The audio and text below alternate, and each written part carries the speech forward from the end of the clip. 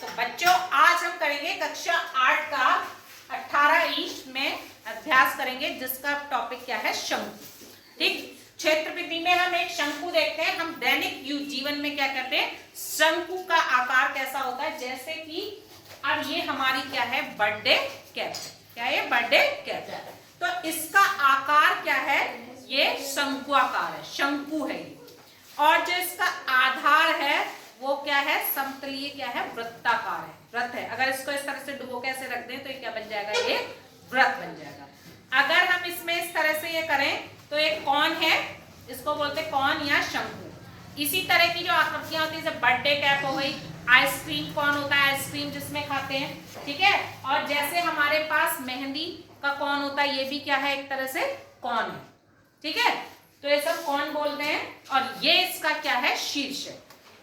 जो अगर मान लीजिए इसके अंदर हम कोई इसमें पेंसिलें रख दें, इस तरह से तंबू होते हैं बने हुए, तो जो बीच में जो होती है ये इसकी क्या होती है, अगर हम कोई पेंसिल या पेन डाल दे, इस तरह से खड़ा कर दें बिल्कुल मिलता हुआ, तो वो क्या हो जाएगा, जैसे इस तरह से ये इसकी ऊंचाई हो जाएगी।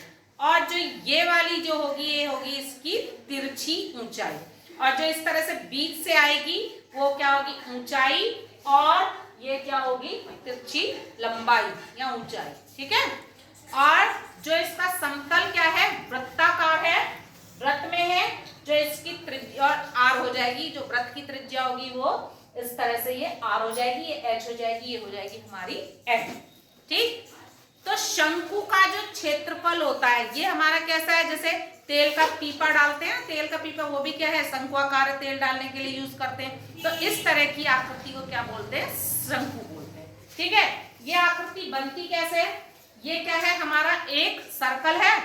अगर हम इसमें से इतना हिस्सा इसको काट दें, ये वाला हिस्सा अगर निकाल दें और इसको हम मोड़ दें, कितने हिस्से हो जाएंगे, जैसे ये है और ये हमने मोड़ दिया इस वाले हिस्से को, अगर इसको फोल्ड कर देंगे तो हमारा क्या बन जाएगा, शंकु, यानी कि त्रिज्य खंड को। अब देखो अगर हम इस टोपी को क्या करें, टोपी को अगर हम खोल दें तो ये कैसा आकार आ गया, इस तरह से आ गया, नहीं आ गया।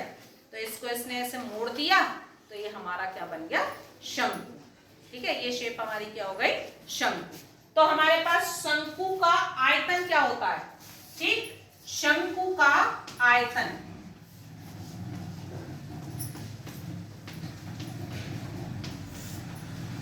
किसके बराबर होता है, 1/3 पाई आर स्क्वायर एच के बराबर, ठीक है। किसके बराबर होता है, पाई आर स्क्वायर एच किसका होता है, बेलन का हमारा आयतन होता है। बेलन का अगर मान लीजिए सेम साइज की त्रिज्या के अगर बेलन हो तो उसमें से कितने शंकु बन सकते हैं, 3, ठीक है। तो इसका बेलन शंकु का आयतन कितना होता है, 1/3 पाई आर स्क्वायर एच के। और शंकु का वक्र पृष्ठ का फॉर्मूला क्या होगा, ये होगा पाई आर एल के बराबर, ठीक है। और ये यहाँ पर एल कैसे निकलेगा, देखिए ये क्या है, एक हमारा कौन बन गया, समकोण त्रिभुज।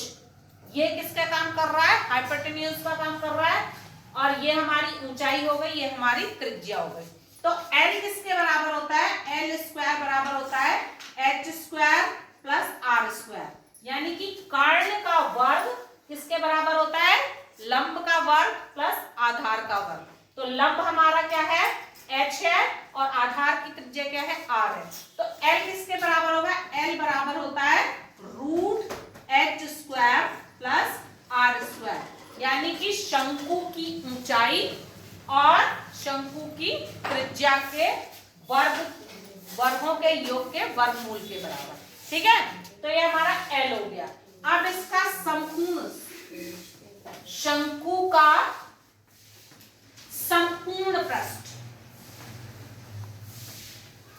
संपूर्ण पृष्ठ किसके बराबर होगा, ये होगा pi R L plus are के बराबर होगा। किसके बराबर होगा, pi R L plus are के बराबर, ठीक है। पाई आर एल प्लस आर, ठीक।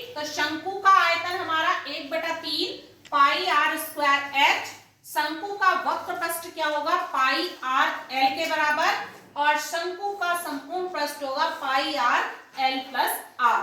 एल हमारी तिरछी ऊंचाई, एच हमारी सीधी जो ऊंचाई होगी, और आर होगी हमारी त्रिज्या। ठीक,